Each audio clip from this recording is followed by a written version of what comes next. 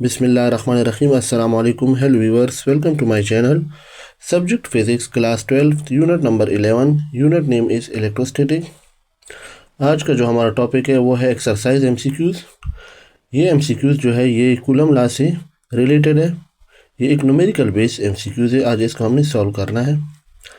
A charge Q is divided into two parts, Q and Q minus Q, and separated by a distance r.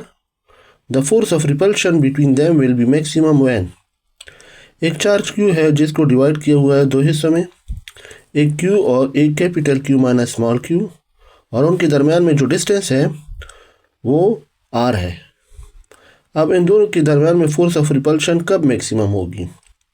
Means हमारे पास पहला charge Q है small q, दूसरा charge जो है वो capital Q minus q है, और इनके दरमियान में डिस्टेंस r है। अब इन दोनों के दरमियान में हमारे पास जो फोर्स ऑफ रिपल्शन होगी वो कब मैक्सिमम होगी? ये चार ऑप्शन दिए गए हैं।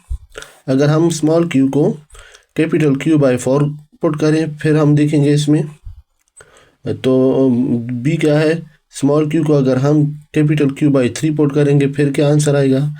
स्मॉल q को कैपिटल Q बाई 2 हम पुट करेंगे तो फिर हमारे पास क्या होगा। और अगर स्मॉल q को कैपिटल Q के बराबर लाएंगे, अब इन चारों को हमने इस कूलम लॉ में, कूलम की जो इक्वेशन है इसमें हमने क्या करना है, पुट करना है और इनसे रिजल्ट निकालना है कि किस ऑप्शन पे इसका रिजल्ट मैक्सिमम आता है। देखिए स्मॉल Q1 जो है वो स्मॉल q के बराबर है और Q2 जो है वो कैपिटल Q माइनस q के बराबर है। कूलम लॉ हमें पता है F is equal to 1/4 pi epsilon not Q1 Q2 divide by r square. अब हमने क्या करना है, की वैल्यू जो है वो हमारे पास है 1/4 पाई एप्सिलॉन नॉट के बराबर है। अब हमने क्या करना है कि इनमें वैल्यू पुट कर देनी है। F is equal to 1/4 pi epsilon not, Q1 की जगह पे हमने Q पुट किया और Q2 की जगह पे हमने capital Q minus Q put किया डिवाइड बाई r स्क्वायर। इसकी जगह पे हम की पुट करेंगे, वो हमने इधर कंसीडर किया कि हमने ये बताया कि k is equal to 1/4 pi epsilon not के बराबर है। अब देखिए इसमें हमने ऑप्शन ए को पहले पुट किया है तो ऑप्शन ए जो है वो क्या है, Q/4। स्मॉल q किसके बराबर है, कैपिटल Q/4, और कैपिटल Q इसके बराबर है स्मॉल q। फिर देखिए हमने क्या पुट करना है, Q/4 divide by r square. अब हमने क्या करना है, इनका जो है ये ब्रैकेट में इनका हमने LCM लेना है तो ये आ जाएगा 4q minus q divide by 4 और ये Q/4 है। अब देखिए फिर ये 4q में से q निकाले तो 3q आ जाएगा, 3q/4। अब q को q के साथ मल्टीप्लाई करेंगे और 3 के साथ भी मल्टीप्लाई करेंगे तो ऐसे आएगा 3q स्क्वायर। 4 को 4 के साथ करें तो 16 आ जाएगा r स्क्वायर। अब इसको हमने क्या करना है कि बाहर की तरफ ले आना है 3/16 के q स्क्वायर बाई 4। जब हमने 3/16 किया तो उससे जो हमारे पास रिजल्ट आया है वो 0.1875 के q स्क्वायर बाई r। अब इसको हमने नोट कर देना है। अब हमने क्या करना है कि ऑप्शन बी स्मॉल q को हमने कैपिटल Q बाई 3 पुट कर देना है। तो अब हम फिर कूलम लॉ की तरफ जाते हैं। F इज इक्वल टू के Q की जगह Q और capital Q minus small q divide by r square. अब इसमें हमने वैल्यू पुट कर देनी है। स्मॉल q की जगह पे हमने Q/3 पुट कर देना है तो स्मॉल q की जगह पे हमने Q/3 पुट किया, कैपिटल Q अपनी जगह पे और स्मॉल q की जगह पे हमने Q/3 पुट किया। इनका फिर हमने LCM किया तो इसे आ गया 2q/3। 3 को 3 के साथ मल्टीप्लाई करें और ये आ जाएगा 2q स्क्वायर बाई 9। तो इसको हम बाहर की तरफ ले आएंगे 2/9 के q square by r square.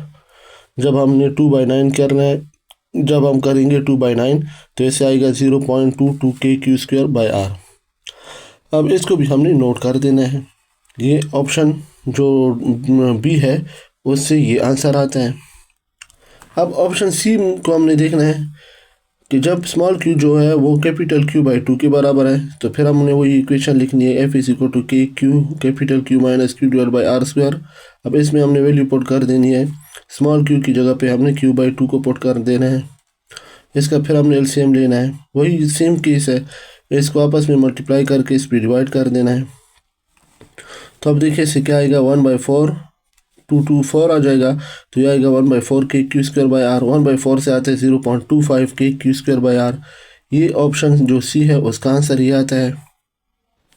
अब ऑप्शन डी जो है small Q is equal to capital Q हमने पुट कर देना है, तो वही इक्वेशन हमने लिखी। तो स्मॉल क्यू की जगह पे हमने क्यू लिखा, तो क्यू माइनस क्यू 0, तो हमारे पास जो नेट फोर्स होगा वो 0 हो जाएगा। तो अब हमने इन चारों को देखना है कि ऑप्शन ए में जो था वो हमारे पास था 0.1875, ऑप्शन ए पे था 0.1875, ऑप्शन बी पे है 0.22 और ऑप्शन सी पे है 0.25 और ऑप्शन डी पे है फोर्स ऑफ रिपल्शन वो 0 है। तो हमारे पास जो करेक्ट आंसर उसका होगा वो सी होगा, जो कि है 0.25। तो इसका जो करेक्ट ऑप्शन है वो सी है। Thank you very much.